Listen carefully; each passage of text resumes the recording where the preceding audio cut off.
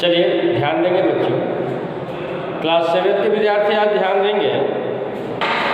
अब दिनांक 30/12/2025 है ना, आपको हिंदी व्याकरण हम पढ़ाने जा रहे हैं, जिसमें आज का विषय होगा हिंदी व्याकरण में समास।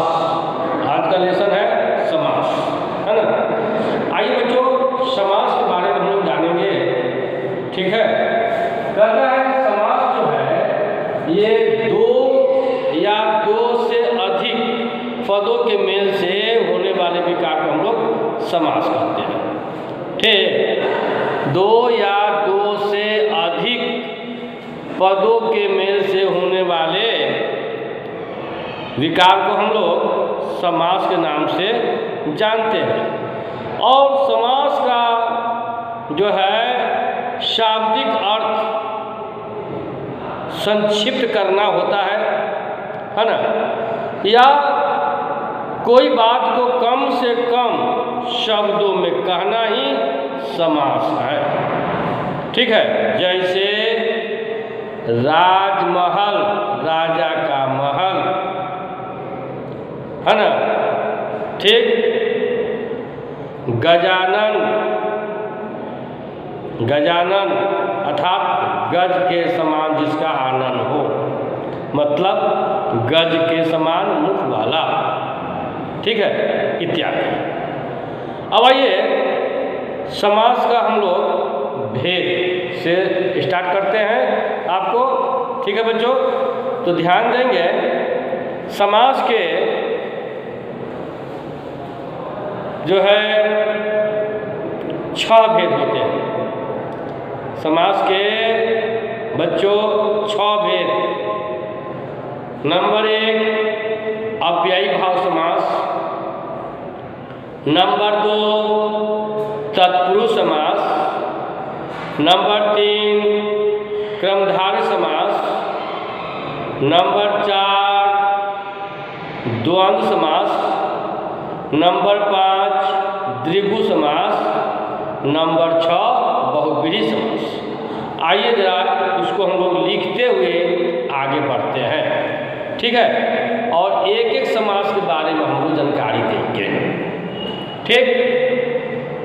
एक एक समास को पहले हम लोग लिखते हुए फिर आगे बढ़ेंगे और फिर आपको समास के बारे में समझाएंगे, एक एक के बारे में, ठीक है। तो चलिए समास के 6 भेद लिखेंगे, है ना बच्चों। समास के 6 भेद होते हैं। कितने भेद होते हैं? तो 6 भेद होते हैं, ठीक है। बिल्कुल समझे आप, सही समझ रहे हैं। नंबर 1 अव्ययी समास, अव्ययी भाव समास, ठीक। मैंने बताया पहला अव्ययी भाव समास के बारे में, ठीक है। हाँ, हम भेद की ओर हम बढ़ रहे हैं बच्चों, ध्यान देंगे। नंबर 2 में चलिए दिखाने जा रहे हैं आपको, अब ध्यान दें। तत्पुरुष समास, नंबर 2 तत्पुरुष समास, ठीक है।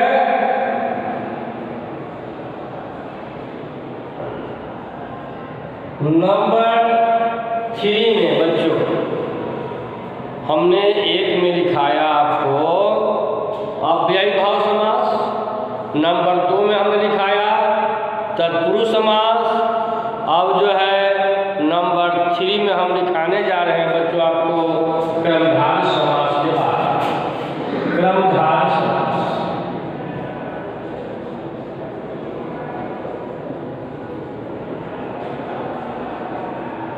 ठीक है। नंबर 4, तो नंबर 4 में बच्चों द्विगु समास,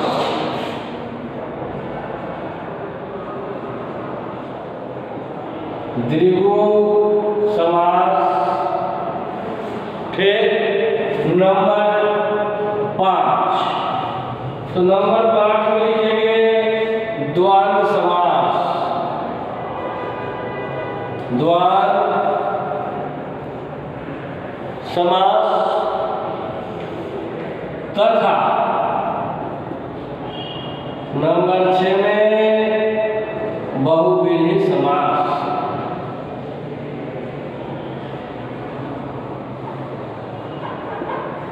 ठीक। हाँ बच्चों, मैंने एक में आपको लिखाया है अव्ययी भाव समास, ठीक है। दूसरा हमने लिखाया क्या आपको, तत्पुरुष समास।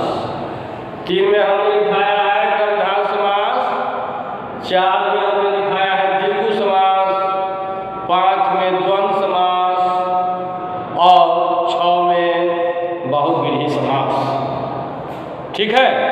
हाँ बच्चों, ये हमारे समास के 6 भेद हैं। ठीक। अब हम लोग एक एक की चर्चा करते हुए समास की ओर हम बढ़ने जा रहे हैं। तो पहला आपका है बच्चों अव्ययी भाव समास। कहता है अव्ययी भाव समास के बारे में कि बच्चों जिस समास का है ना पहला पद प्रधान हो और अव्यय होना चाहिए। पहला पद प्रधान और अव्यय शब्द होना चाहिए। ठीक है। उसे ही हम लोग जो है अव्ययी भाव समास कहते हैं। ठीक। जैसे यथाशक्ति है ना, यथाशक्ति अर्थात शक्ति के अनुसार। ठीक। दूसरा यथाविधि, विधि के अनुसार, है ना। तो इसमें देखिए यथा जो है हमारा अव्यय माने अव्यय वर्ड, अविकारी कहते हैं उसको। ठीक है। हाँ। और ये जो है पहला पद क्या हुआ, प्रधान हो गया इसमें। ठीक। अब दूसरा हमारा है तत्पुरुष समास। तो बच्चों जिस समास का पहला पद गौण और दूसरा पद जो है प्रधान होगा, अर्थात हम कह सकते हैं बच्चों कि जिस समास का पूर्व पद गौण हो और उत्तर पद प्रधान हो उसे हम तत्पुरुष समास कहते हैं। क्लियर। अब देखेंगे कि तत्पुरुष समास के 7 भेद होते हैं। ठीक। तत्पुरुष समास के 7 भेद। ठीक। पहला है क्रमधारय समास, पहला है कर्म तत्पुरुष समास। ठीक। दूसरा होगा कर्म तत्पुरुष समास। ठीक है। उसके बाद संप्रदान तत्पुरुष समास, आपादान तत्पुरुष समास, संबंध तत्पुरुष समास, अधिकरण तत्पुरुष समास एवं नन्य तत्पुरुष समास। ठीक। तो बच्चों इसमें होता क्या है तत्पुरुष समास में कि पहला पद गौण रहेगा और उत्तर पद प्रधान होगा, है ना। अगर उसका पहला भेद देखा जाए तत्पुरुष समास का तो कर्म तत्पुरुष समास, जिसको हम द्वितीय तत्पुरुष समास के भी नाम से जानते हैं।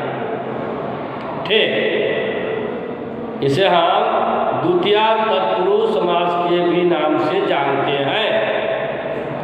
बच्चों इस समास क्रम तत्पुरुष समास में जो है पूर्व पद गौण उत्तर पद प्रधान, यहाँ भी वही बात है।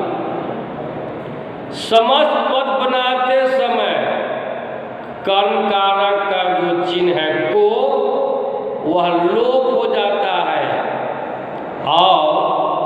समास विग्रह करते समय जो है को का चिन्ह जो है वह प्रकट हो जाता है। इस समास को हम लोग कर्म तत्पुरुष समास या द्वितीया तत्पुरुष समास कहते हैं। इसी प्रकार से कर्म तत्पुरुष समास का भी होगा, संप्रदान तत्पुरुष समास का, आपादान तत्पुरुष समास का, संबंध तत्पुरुष समास का, अधिकरण तत्पुरुष समास का, यहाँ तक जो है यही नियम चलेगा। ठीक। और सातवां भेद जो होगा इसका नन्य तत्पुरुष समास, उसमें पहला पद जो है अभावात्मक, माने उससे पहले शब्द मूल शब्द से पहले और दूसरा पद नकारात्मक है ना, अर्थात उस शब्द से पहले न का पद। जैसे असमर्थ, समर्थ से पहले क्या लग गया असमर्थ, दूसरा पद होगा न समर्थ। ठीक। फिर पहला पद असंभव, संभव से पहले लग गया है ना, अभावात्मक है ना, अभावात्मक माने अभाव कमी। ठीक। तो असंभव, उसका दूसरा पद क्या बनेगा न संभव, जो संभव नहीं है उसको हम असंभव कहते हैं। क्लियर। अब आइए बच्चों, तीसरा है क्रमधारी समास। तो जिस समास का पूर्व पद जो है उपमेय और उत्तर पद उपमान, या पूर्व पद विशेष से उत्तर पद विशेषण हो, उसे हम क्रमधार समास के नाम से जानते हैं। उसी को हम लोग क्रमधार समास कहते हैं। अब है चौथा है द्विगु समास। तो जिस समास का पूर्व पद या जिस समास का समास से पहले मूल शब्द से पहले उसमें कोई संख्यावाची है ना, संख्या माने 2 4 जो भी हो, 100 जो भी संख्या दे दीजिए, बाकी पहला जो है उसमें संख्यावाची और दूसरा कोई शब्द है वह कोई संज्ञा या सर्वनाम का प्रयोग करते हैं। जैसे चौराहा, 4 राहों का समाहार है ना, तो पहला 4 का हमने संख्या का प्रयोग किया। त्रिभुवन, 3 भुवनों का समाहार, तो पहला हमने क्या कहा 3, तब कहे भुवन। शताब्दी अर्थात 100 वर्षों का समय है ना, 100 अवधि है ना, 100 वर्षों का समय, पहला संख्या ले लिया। अब है उसके बाद बच्चों द्वंद्व समास। तो जिस समास का दोनों पद प्रधान, दोनों पद माने पूर्व पद का जितना मन मान्यता है उतना ही उत्तर पद का। ठीक। समस्त पद बनाते समय इन दोनों पद के बीच में योजक चिन्ह का हम प्रयोग करते हैं, जिसको इंग्लिश में हाइफन कहते हैं ना, वही। और समास विग्रह करते समय माने समस्त विग्रह करते समय हम जो है उन दोनों के बीच में समुच बोधक अव्यय शब्द का प्रयोग करते हैं। जैसे और, या है ना, तथा ये सब। जैसे उदाहरण के लिए माता पिता, माता और पिता। ठीक। माता पिता, तो माता पिता लिखते हैं तो उसमें बीच में समस्त पद के समय हम जब लिखेंगे माता पिता, तो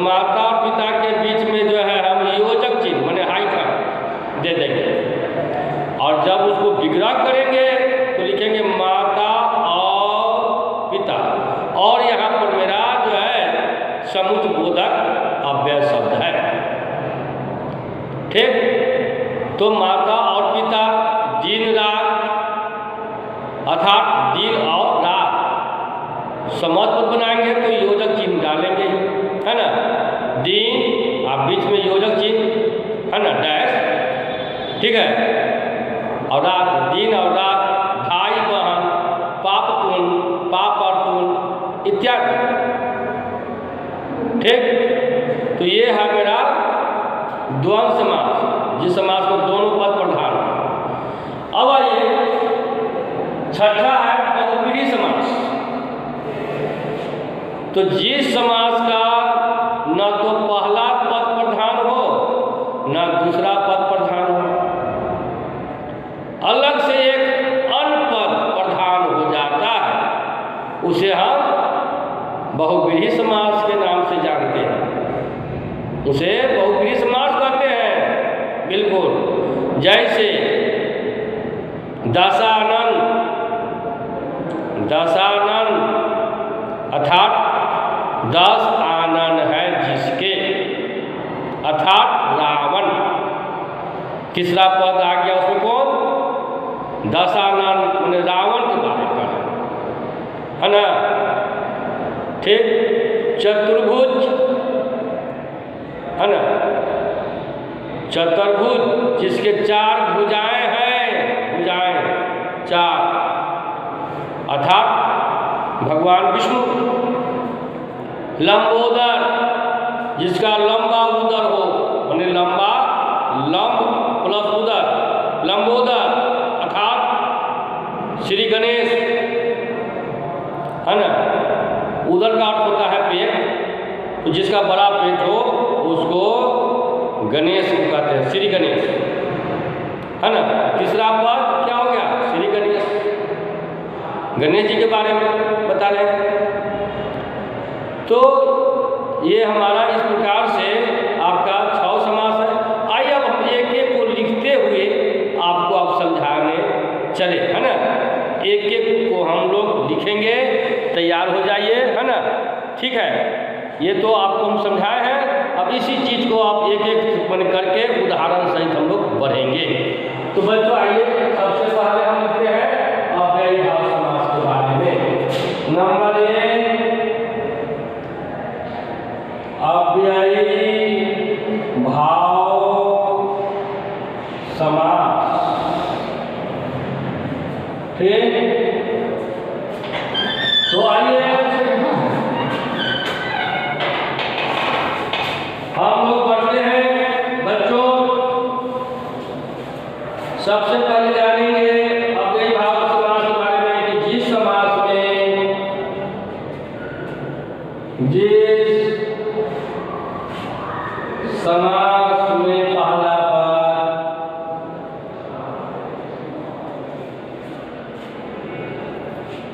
जिस समास में पहला पद प्रधान हो, प्रधान तथा अव्यय होता। क्या? अव्यय, अव्यय होता हो उसे अव्ययी भाव समास कहते हैं। उसे अव्ययी भाव समास कहते हैं। ठीक है बच्चों, इसके आगे हम बढ़ेंगे एग्जाम्पल। ठीक है, तो चलिए उदाहरण देते हुए हम बढ़ेंगे। जैसे में आज जन्म, जैसे में लिखेंगे आज जन्म, है। इसका विग्रह करेंगे तो लिखेंगे जन्म से लेकर, जन्म से लेकर, ठीक, यथा स्थिति, यथा स्थिति अर्थात स्थिति के अनुसार, स्थिति के अनुसार, ठीक है बच्चों। यथा विधि, यथा विधि अर्थात विधि के अनुसार, विधि के अनुसार। उसके बाद बच्चों चले आगे बढ़ते हैं, लिखेंगे आमरण, आमरण अर्थात मरण पर्यावरण तक अर्थात मरण तक, ठीक है। यथा शक्ति, यथा शक्ति अर्थात शक्ति के अनुसार, शक्ति के अनुसार, ठीक है बच्चों। इस प्रकार से बहुत सा उदाहरण है, ठीक। अब हम आगे बढ़ते हैं आपको दूसरा तत्पुरुष समास के बारे में, ठीक है। तो नंबर 2 में है तत्पुरुष समास।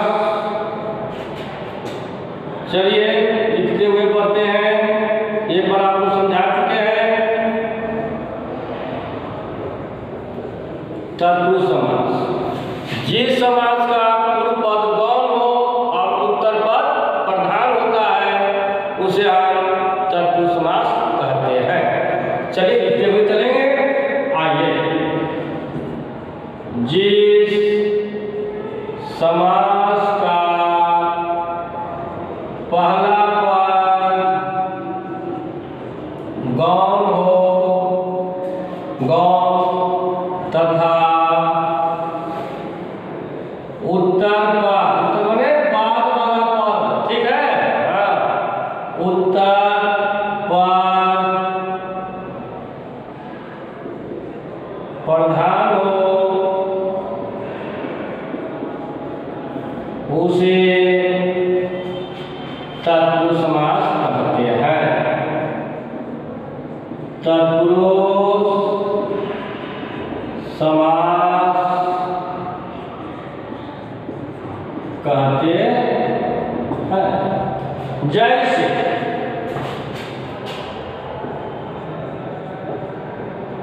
राजमहल है ना, अर्थात राजा का महल, राजा का महल है ना। यहाँ पर देखेंगे पहला पद हो गया राजा और दूसरा पद है महल, तो महल प्रधान हो गया, तब तो राजमहल का रहेगा, ठीक। हाँ, राजकुमार, राजकुमार अर्थात राजा का कुमार, कुमार माने पुत्र, ठीक है। तो पहला पद है राजा और दूसरा पद है कुमार, यहाँ कुमार प्रधान हो गया, ठीक है। इसी प्रकार से बहुत से उदाहरण चलिए और देते हैं, है ना। ऋण मुक्त, ऋण मुक्त अर्थात ऋण से मुक्त। पहला पद हो गया ऋण, दूसरा पद क्या हुआ मुक्त। मुक्त का मतलब होता है छुटकारा पाने का, है ना। तो जो ऋण से मुक्त हो उसे ऋण मुक्त कहते हैं। इस प्रकार से बच्चों बहुत सा उदाहरण है। चलिए कल हम इसके आगे का मैंने वीडियो में आएंगे लेकर, फिर यहीं से तत्पुरुष समास के भेद से हम स्टार्ट करेंगे, है ना। और तो बताएंगे आपको एक एक करके क्रमधार माने कर्म तत्पुरुष समास, करण तत्पुरुष समास, संप्रदान तत्पुरुष समास, आपादान तत्पुरुष समास, संबंध तत्पुरुष समास, है ना, अधिकरण तत्पुरुष समास, नन्य तत्पुरुष समास। मतलब कहने का मतलब हुआ बच्चों यहाँ पर कि समास के तत्पुरुष समास के, है ना, 7 भेद को हम अलग करेंगे उदाहरण सहित, और फिर उसके बाद समझाएंगे आपको क्रमधार समास, दीर्घ समास, द्वंद्व समास और बहुव्रीहि समास। तो आज का पढ़ाई को हम यहीं पर समाप्त करते हैं।